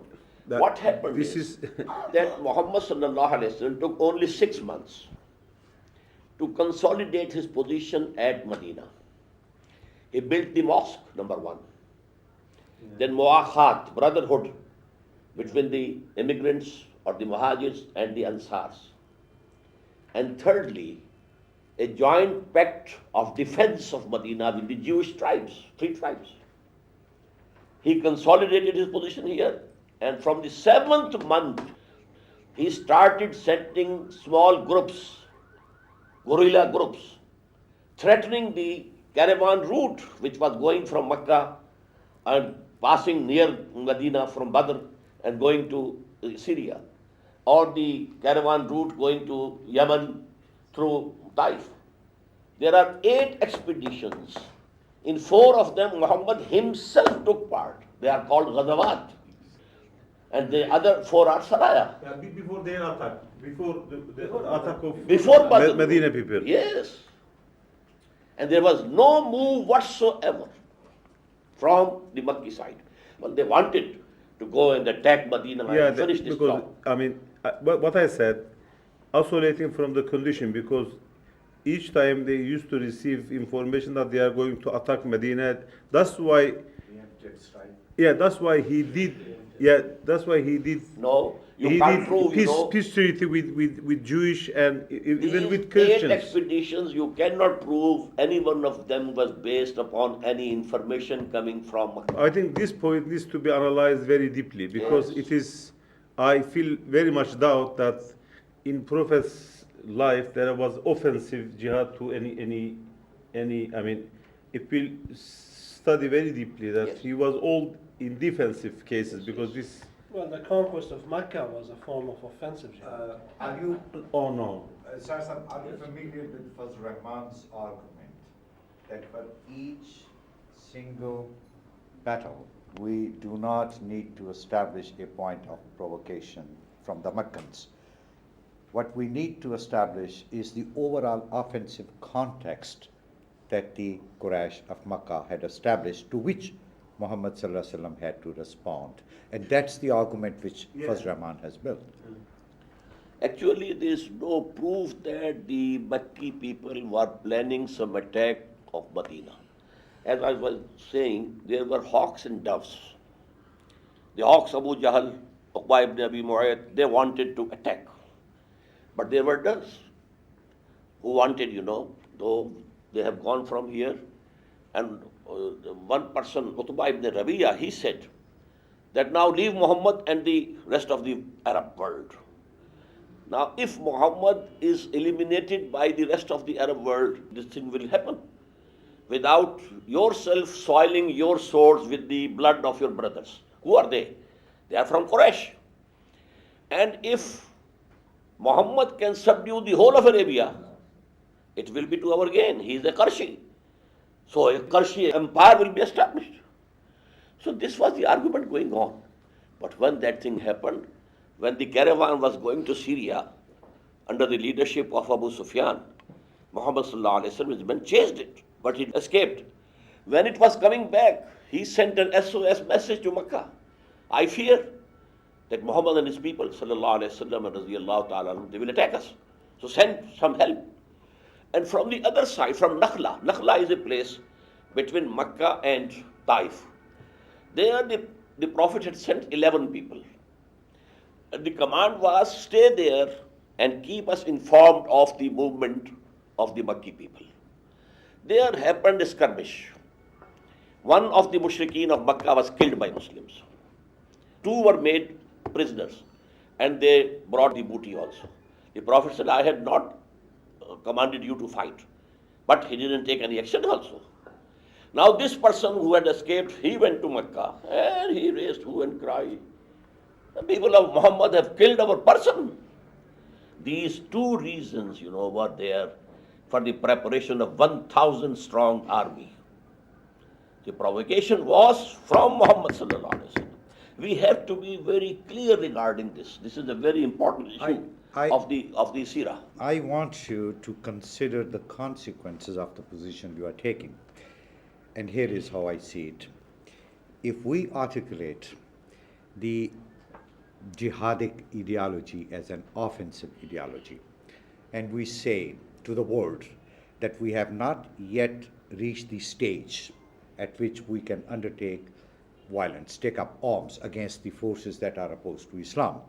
We are at stage 1 or stage 2, but definitely a time will come when we will engage in offensive jihad against the rest of the world.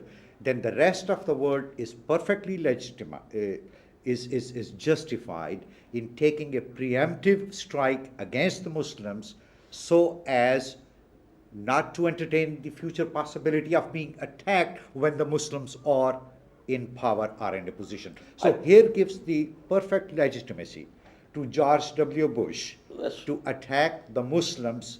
Well, he got the legitimacy by himself without any provocation from the Muslims. No, I'm just actually, but asking you to consider the consequences. Yes.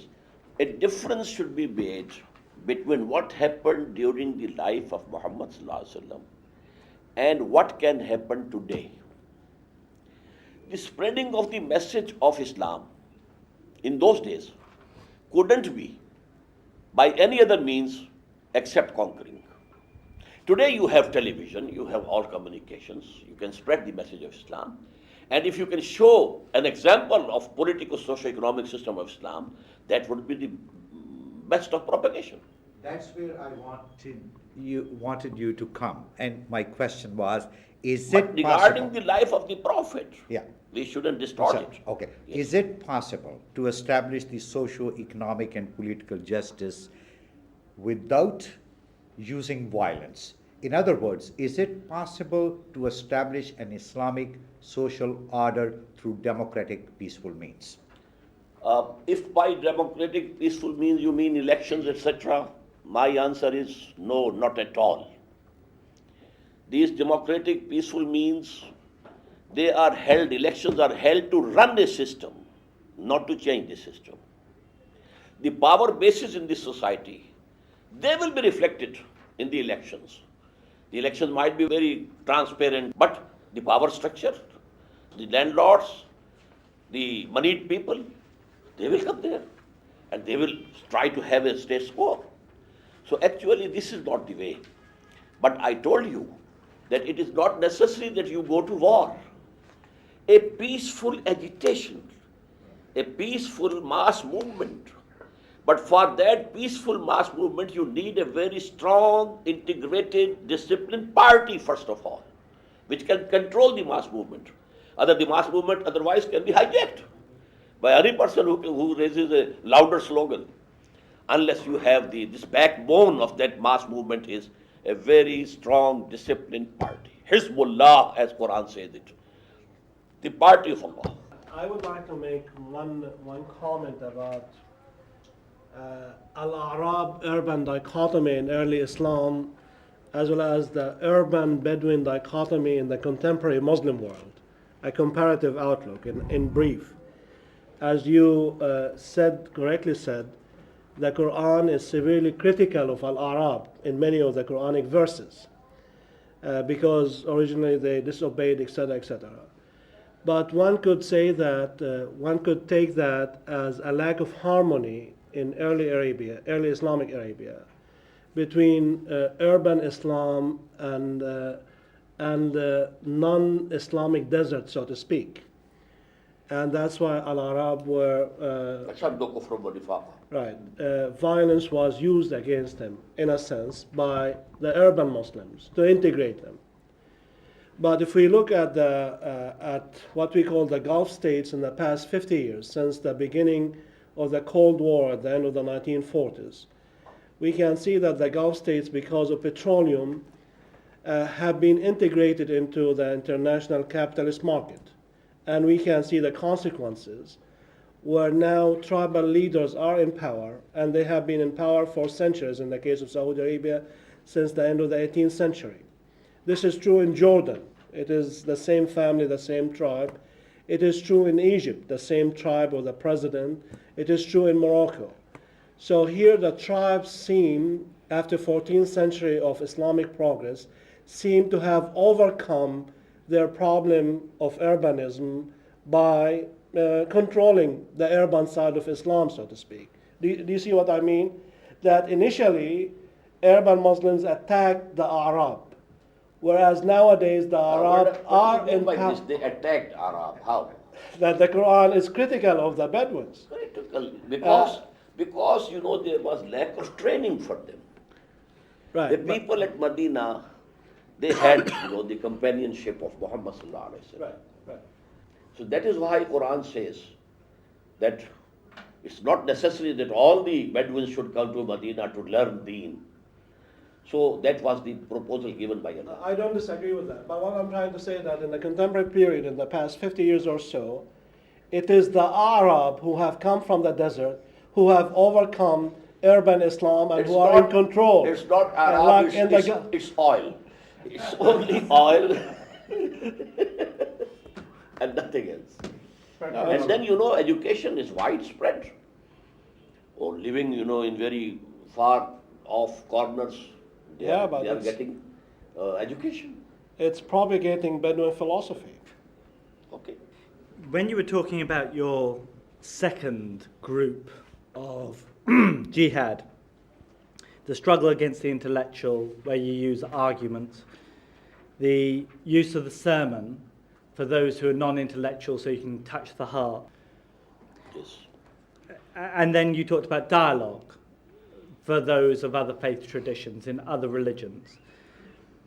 You talked there about the fact that the goal must be defeat.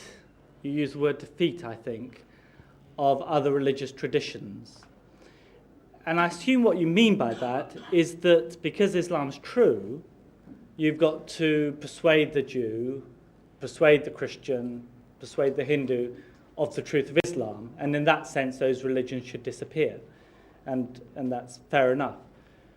Is there anywhere in your theology the idea that perhaps God has given to the Christian, to the Hindu, to the Sikh, to the Baha'i, an insight that Muslims can learn from? Is there anything that perhaps Muslims should absorb, much the same way as, Aristotle was used by Al-Ghazali? Is there anything that can be used from other traditions to shape their current understanding of what the truth of the world is and God's relations with that world? First of all, this debate, the third level, I said those people who are paid for this purpose. Who are what? Who they are paid. They are professionals.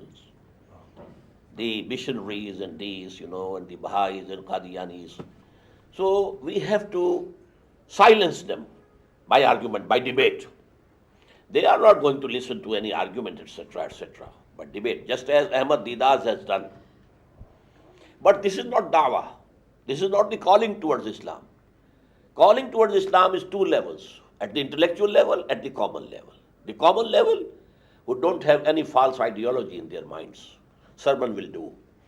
But these people who are there to lead people astray, they have to be met in their own elements, and that is debate, and proving them to be wrong. Now, let's just clarify this. So they need to be silenced. People who are paid, like me, as a Christian theologian, should be silenced for leaving other people astray. Are you a missionary?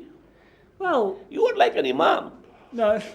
An imam can be paid. Well, just like you. Sometimes he is not paid. No, that's right. I don't get paid very much. But just like you, I believe Christianity is true. And you believe Islam's true. And I believe at the end of the age, Muslims will learn that they were mistaken. And you believe at the end of the age, Jesus will tell me that I was mistaken. And at the end of the age, you and I will meet and talk and we'll find out who was right. But we both believe differently. And of course I believe in the truth as I understand it, and you believe in the truth as you understand it.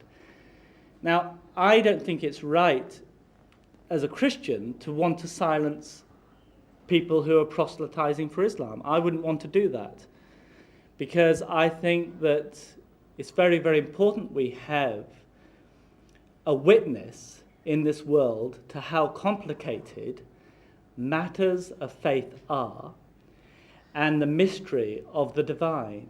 And I think God intended religious diversity for that reason.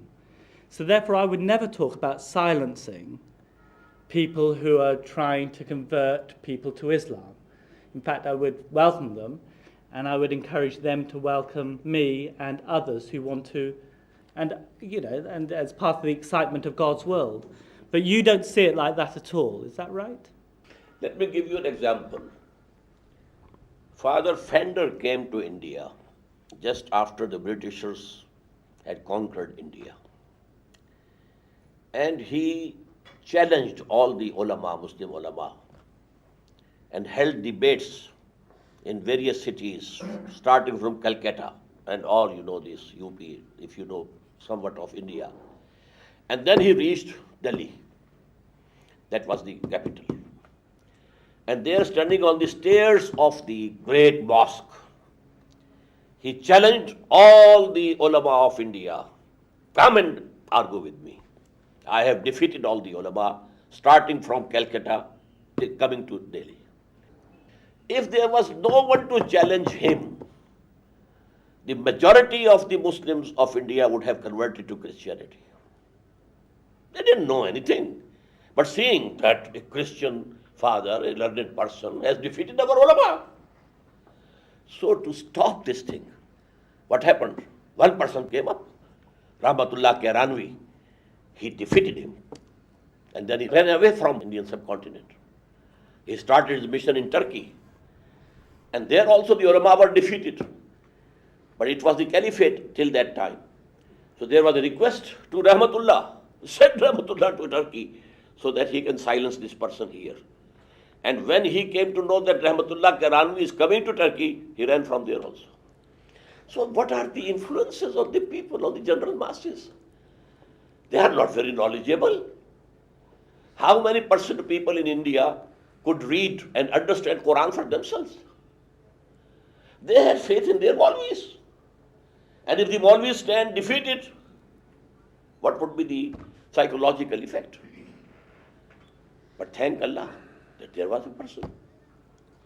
May He's I buried in- in Makkah. See, again, when we are talking of these things, you still, as Nirmal Saab said, within the context where Muslims are in majority, and you are creating some problems for a person, Muslim like me, who is living in the United States.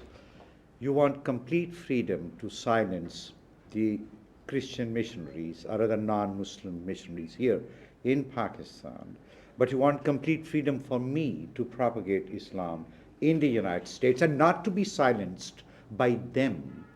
So that creates a contradiction. No, they tried to silence Ahmed Didat, but were defeated. Who decides who has been defeated? When there's an argument and there's a meeting, things is decided. They were silenced. What was the name of that person, who was later on? Jimmy Swaggart? Yes.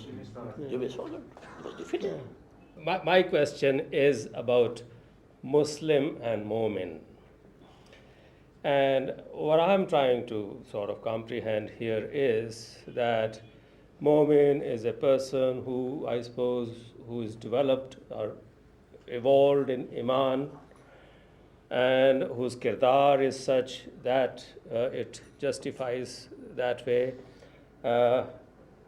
Now, in this whole process of jihad or struggle of various kinds, struggle for living, struggle for rights, and struggle for spreading ideology, various levels of struggle which are there. Eventually, all struggles are triggered, inspired, supported, and led by some people. And I want to try and understand this, that how do I recognize a Mu'min? How do you recognize it? Recognize a Mu'min. Mu'min. How do I recognize that somebody who is leading is a Mu'min and not self-professed Mu'min, but the real one? Because really speaking, a Mu'min is the real Musliman. He's a godly person. He is honest, he is compassionate, he has got the goodness of humanity and God's creation in heart, and he is in love with he's in adoration These and are love the with attributes God. of a Mu'min, not a Haji? Muslim. Mu'min. Yes, I'm yes. talking of Muslim. And therefore, he is, I would say in common parlance, he is really the true Muslim. The definition of Muslim is, hey, be a Mu'min, then only you can be called a Musliman. Now, how do I recognize that person? How do I find him? Because he's the one who can possibly help me, who can guide His me. character, his behavior. But I'm telling you, here, for because the purpose of this world, we don't need to decide. Only thing is Muslim. The membership of the society is on Islam, I told you, from the very beginning, not Iman. Because we cannot pass any judgment about Iman of anybody, whether he has it or not. So that the whole socio-political structure is based on Islam. Or you may call it legal Islam. This is legal Iman. Because we have an ayah in Quran in Surah An-Nisa, Ya ayyuhallazina amanu, aminu billahi wa rasul. O you who profess to be Mu'mins, have real Iman in Allah and His messengers and His books. So a legal Iman is Islam, verbal attestation. He might not be practicing. He might not be saying 5 prayers, not even 1 prayer. But if he believes that prayer is a part of Islamic Sharia, he is accepted as a Muslim. Last question from Dr. Faris. Yeah, I just Very brief. want to be enlightened myself about statement وَمَا عَلَى الرَّسُولِ إِلَّا الْبَلَاغِ. So how we can now tie with this statement and that we are going to establish. هو الذي أرسل رسوله is- بالهدى ودين الحق ليظهره على الدين كله. Yeah, but thrice for Prophet Muhammad. It is he, that is Allah, who has sent his messenger, that is Muhammad, with two things: the full guidance, the total guidance, al-huda, and the Deen al-Haq, the true system, political, socio-economic system, Deen al-Haq. but it's not mentioned political, socio-political, economic. Deen al-Haq, Deen is nizam. The What- difference between mazhab and that, deen. but that is interpretation to me. Yeah. No. For example, we have in Surah Yusuf, Deen al-Malik. What does it mean? Ma kana liyakhuda akhahu fi Deen al-Malik. What does it mean?